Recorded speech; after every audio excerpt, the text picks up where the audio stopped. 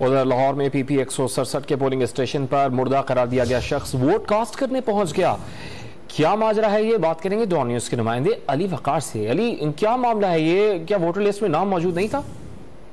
तला मामला कुछ ऐसा है कि मोहम्मद यूनुस जो अपने आप को PP 167 का रिहायशी करार दे रहा है, उसका ये दावा है कि वो गुज़िश्ता तमाम इंतखाबात में उसने इसी हल्के में अपना वोट कास्ट किया था। ताहम आज जो अपना वोट कास्ट करने के लिए यहाँ पर पहुंचा, जो कि सियासी जमात की जानिब से उसको वोट की पर्ची भी मुहैया की गई है, जिसके मुताबिक उसका वोट इसी हल्के में ही बनता है। लेकिन जब वो मुख्तलिफ पोलिंग स्टेशन पे गया, 3 से 4 पोलिंग स्टेशन, उसका यह कहना है कि अभी तक वो जा चुका है जहां पर उसने अपनी पर्ची दिखाई है, लेकिन कोई भी जो पोलिंग स्टेशन का अमला है वो उसका वोट या उसको यकीन उस पर वोट डालने की इजाजत नहीं दे रहा। एक पोलिंग स्टेशन जो कि बनता है पोलिंग स्टेशन नंबर 168, वहां पर उसका ये कहना है कि पोलिंग स्टाफ को जब उसने पर्ची दिखाई तो उन्होंने कहा कि आपका वोट मौजूद नहीं, वोटर फहरिस्त के मुताबिक उनका इंतकाल हो चुका है। ताहम मोहम्मद यूनुस का ये कहना है कि वो हर सूरत अपना वोट कास्ट करेंगे, चाहे जितना मर्जी गलत वोटर फहरिस्तें तैयार कर ली जाए, ये उनका हक है और वो अपने हक से किसी सूरत भी दस्तबरदार नहीं होंगे और वोट कास्ट करके ही आज घर जाएंगे।